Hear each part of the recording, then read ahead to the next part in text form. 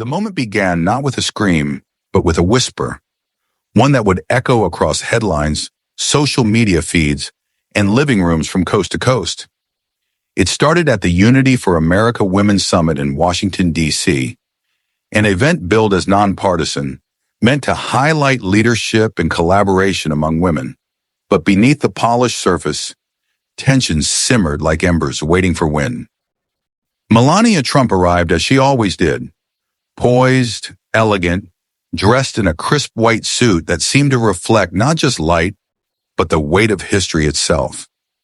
Cameras followed her every step, capturing admiration in the eyes of some, skepticism in others. She was no stranger to scrutiny, nor to silence. For years she had been seen more than heard, known more by image than by voice. Yet behind that composed exterior lay a woman who had witnessed too much, endured too much, and now stood ready to speak. Across the stage, Jill Biden smiled, tightly. Her posture was confident, but there was something in her eyes that betrayed discomfort, perhaps even resentment. The two first ladies had never shared a warm relationship, their interactions often polite but distant. Today, however, it felt different. The air between them carried more than political rivalry. It carried personal friction. As the event moderator introduced them both for a photo opportunity, the cameras rolled. Then, leaning slightly forward, Jill Biden whispered something into Melania's ear. Softly enough that the microphones didn't catch it immediately, but loudly enough that Melania did. A flicker passed across her face, so subtle most missed it. Only those watching closely saw the shift, the way her jaw tightened ever so slightly, how her eyes locked onto Jill's with quiet intensity. What was said? According to reports, Jill murmured, "Still Trump's puppet, I see." It was dismissive, cutting, a jab aimed not just at Melania's independence, but at her dignity. It was the kind of comment that could be easily brushed off in another setting. But here, on this stage with the world watching, it became a spark.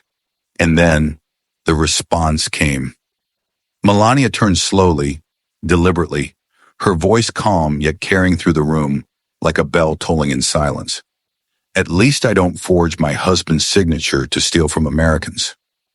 Gasps rippled through the audience like waves breaking against stone.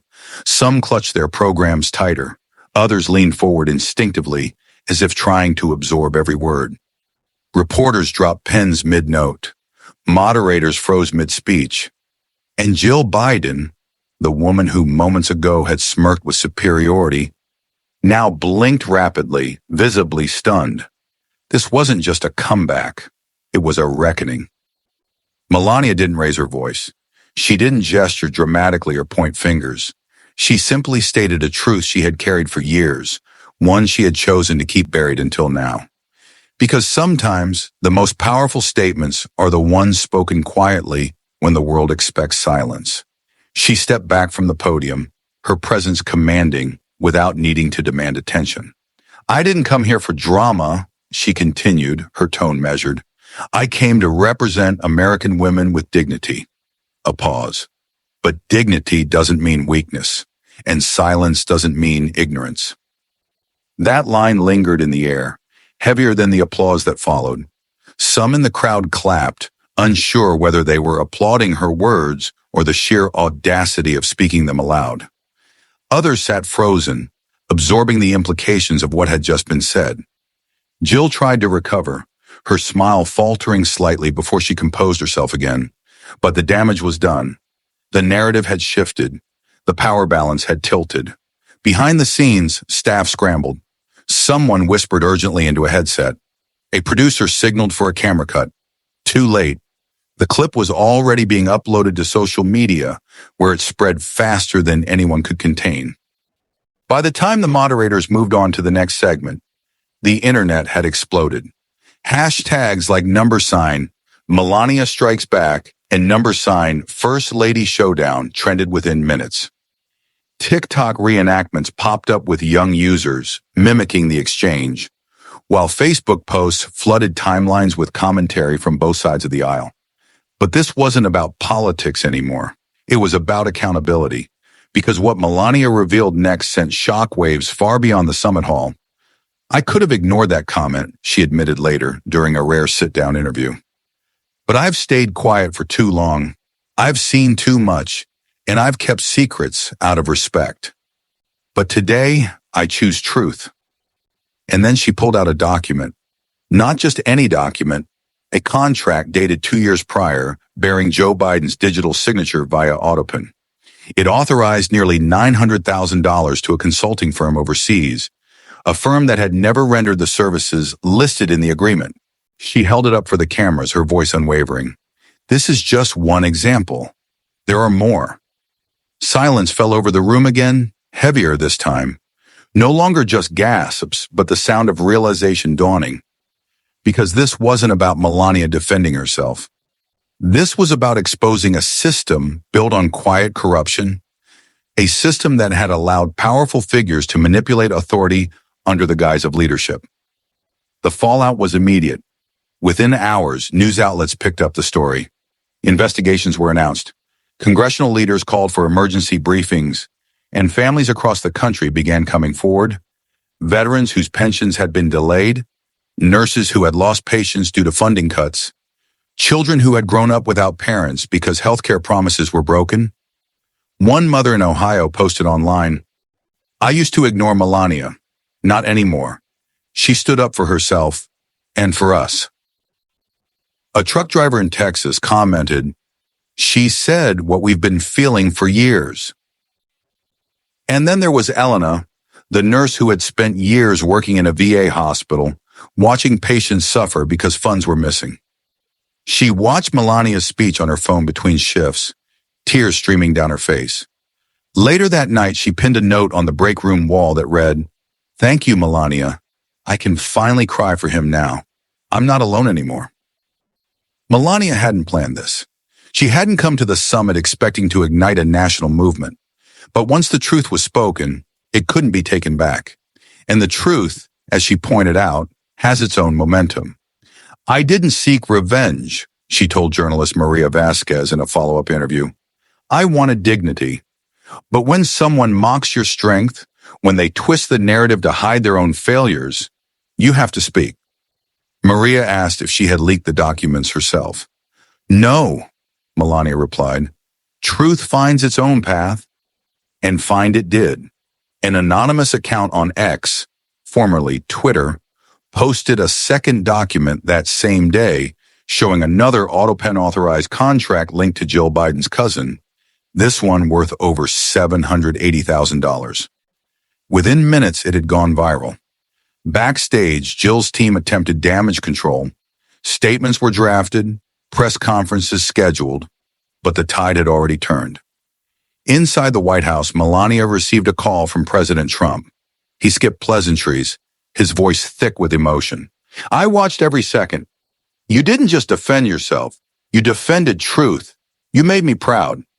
She responded softly, "I didn't do it for pride. I did it because I had to."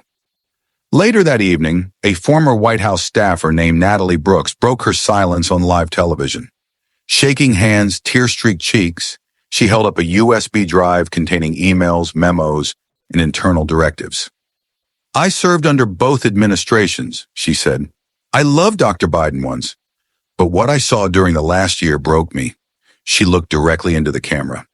"Melania, thank you for speaking, because I couldn't live with the silence anymore." The nation was listening, and the stories kept coming. A 74-year-old widow from Indiana, Martha Delaney, held up a crumpled letter she had written 2 years ago, pleading for help after her husband died, waiting on surgery that was never funded. "He gave everything to this country," she said, "and someone played with a pen like his life didn't matter." Her words went viral. In Kansas City, a 10-year-old boy named Matthew sat drawing a flag beside a stick figure labeled Dad. His teacher noticed he was crying. When asked if he was okay, he nodded but whispered, "They said my dad died for freedom, but they lied to him." His mother, a military widow, later posted the drawing online with the caption, "My son lost his father in Afghanistan. We waited months for help from the government. Now we know why it never came. Those fake contracts stole time and we never got back. Melania saw the post.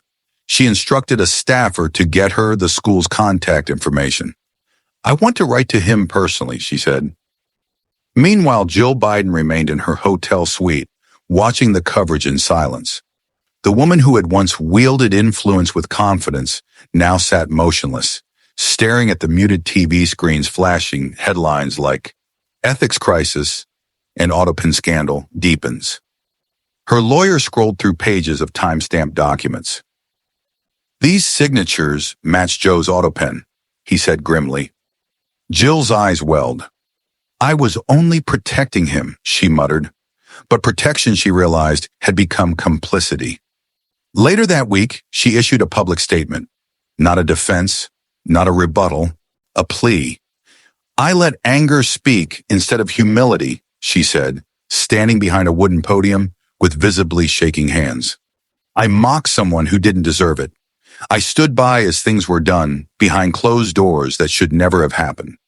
When asked if she knowingly used the Autopen to authorize contracts, she closed her eyes and admitted, yes. Then looking into the camera, she added, but I wasn't the only one. And with that, the web of deception widened. Names surfaced. Deals were uncovered. Hidden networks of influence were exposed. One leaked memo titled Operation Guardian Pen revealed a coordinated effort involving not just Jill Biden, but also a prominent progressive senator known for championing transparency and justice. Melania read the document carefully, her expression unreadable. Then she made calls, dozens of them, reaching out to affected families, offering support, demanding answers. By sunset, the East Room of the White House was filled with chairs, not for politicians or reporters, but for real people. Veterans, nurses, factory workers, grieving spouses and children who had lost parents to bureaucratic neglect. Melania didn't take the stage. She sat among them, listening, crying, holding hands, letting them tell their stories. A father showed a photo of his autistic son. They cut his therapy, he explained, because the funds were redirected, like his future didn't matter. A mother clutched the folded flag from her husband's funeral. He died serving this country, she said, and someone signed away what he was owed with a pen that wasn't even held by a conscious man. Melania listened, heartbroken but resolute. Later that evening, she addressed the nation in a live broadcast. No fanfare, no grand speeches, just raw, unfiltered truth. This is not revenge, she said, holding up the Operation Guardian Pen memo. It is responsibility. She placed the document on the table and looked into the camera. If you lost someone, if you felt forgotten, if you cried in silence while others smiled in wealth, this truth is for you. The response was overwhelming. Across the country, people gathered in candlelight vigils, holding signs that read, "We believe Melania," and truth first, then healing. Teenagers shared clips of her speech on TikTok. Grandparents forwarded articles to family groups. Veterans saluted her name. And then there was Harold Bishop, an 82-year-old Army veteran who laced his boots, grabbed his cane, and walked 2 miles to the state capitol with a cardboard sign that read, "Thank you, Melania." People honked. Some pulled over to hug him. A young woman live-streamed his journey, explaining, "This man lost his pension to one of those fraudulent deals. He didn't protest. He prayed, and now someone finally heard him." By noon, the image of Harold standing on the Capitol steps, saluting with one hand, gripping his sign with the other, had gone viral. Inside the White House, Melania read letters from across the country, handwritten notes from prisoners, single mothers, grieving children. Each one touched her deeply. A child's crayon drawing depicted her as a superhero with the message, "Thank you for fighting for my mom. We lost our house, but now I know it wasn't her fault." An inmate wrote, "I made mistakes, but I've never cried watching a first lady speak until now." You reminded me that people still care about truth. She read each letter carefully, seeing not supporters or critics, but hearts. Hearts wounded by silence, longing for recognition, craving healing. And she knew the fight wasn't over. The following morning, Congress convened for an emergency session to discuss the First Lady Truth Act, a proposed bill outlawing covert Autopen authorizations. Outside, Harold Bishop slowly climbed the Capitol steps until Melania herself left her security detail to guide him by the elbow. "I walked here to say thank you," Harold whispered. "It's my honor, sir," she replied, her eyes glistening. Inside the chamber, senators watched the live feed in silence before rising one by one to co-sponsor the bill. That afternoon, the once beloved progressive senator, now implicated in the scandal, stepped to the microphone. He didn't deny it. He didn't deflect. Instead, he admitted, "We robbed families of what was theirs. I am ashamed." He concluded by saying, "I will vote yes on the Truth Act, and then I will resign." Stunned silence followed, then slow, deliberate applause. Jill Biden, watching from home, emailed Melania a single line. "I'm ready to testify publicly." 3 nights after the clash that started it all, thousands gathered at the Lincoln Memorial, candles in hand, lighting up the darkness with hope. Melania stood before them, reading names aloud. Catherine Weller, Matthew's father, Harold's fallen comrades. "Tonight we remember pain," she said, "but we claim promise." She lifted her candle high. Thousands followed. The memorial glowed like a lighthouse of resolve. And in that golden hush, America exhaled. If this story moved you, please take a moment to like and subscribe. Share this video with someone who needs to hear that their voice matters too. Remember, one person standing for truth can inspire millions to find their courage. Drop a comment below sharing your thoughts. Your perspective matters in this ongoing conversation about integrity and leadership. Together, we can build a nation where truth is valued above politics and where every American story deserves to be heard. God bless you. God bless America.